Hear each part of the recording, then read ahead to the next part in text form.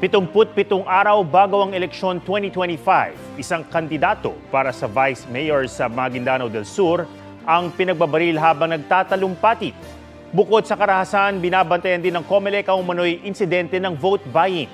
Yan ang report ni Sandra Aguinaldo.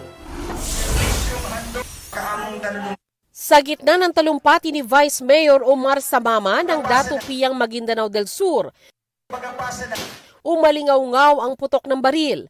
Tinamaan na pala si Samama na isang re-electionist. Nagpapagaling siya at patuloy ang investigasyon. Ang COMELEC sinabing hamon sa kanilang insidente. Wala raw puwang ang karahasan sa sibilisadong lipunan. Nagkondena at nanawagan ng hustisya ang Ministry of Interior and Local Government ng BARM. Kabilang ang Datupiyang sa mga red areas of concern ngayong eleksyon. Sa tala ng PNP, may isa ng election-related violence sa Western Visayas. 2 insidente naman ng karahasan sa Zamboanga Peninsula at Soc-Sargen ang iniimbestigahan kung may kinalaman sa eleksyon. May 1,100 naman ang arestado dahil sa paglabag sa election gun ban. Hinahanap dahil sa paglabag sa gun ban ang gwardyang ito na nakunang nagpaputok ng baril sa mga magsasaka sa Talisay City, Negros Occidental noong 1 buwan. Naharap din siya sa reklamong grave threat at illegal discharge of firearm. Nangangalap naman ang COMELEC ng karagdagang impormasyon sa umunoy pamamahagi ng pera ng isang party list sa Baguio, kalakip ng kanilang membership card. Isa ito sa 4 na insidenteng iniimbestigahan ng COMELEC. Ipinakita sa amin yung picture nung allegedly ay membership card ng isang party list na may 300 piso.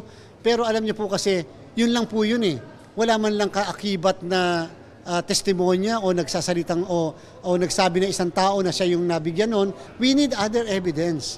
Yun po yung sinasabi natin. Kung may complainant, mas mabuti. Kung wala, kami ho ang tutulong na rin para ma-establish at kung there's enough evidence. Bumuo na rin ng task force ang COMELEC para mabantayan ang political surveys. Sa Huwebes, pupulungin ang mga survey firm, isa sa aalamin kung magkano ang binabayad ng mga kandidato. Para kahit paano may kasunduan na dapat hanggang dito lang sa amount na to, yung ibabayad para sa mga survey organization. Kasi unfair sa mga kandidato, nasisingilan ng milyon.